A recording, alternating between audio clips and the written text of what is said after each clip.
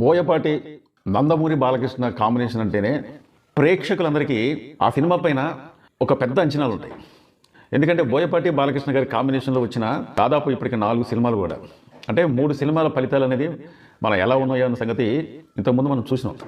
అదేవిధంగా నందమూరి బాలకృష్ణ బోయపాటి దర్శకత్వంలో వచ్చిన అఖండ 2 ఈ సినిమా కూడా అభిమానులు ఈ సినిమా పైన పెట్టుకున్న అంచనాల కన్నా చాలా పెద్ద హిట్ అవుతుందని ఒక నమ్మకంతో బోయపాటి గారు అట్లాగే బాలకృష్ణ గారు ఉన్న సంగతి వాళ్ళు కొన్ని ఈవెంట్లో చెప్పారనమాట.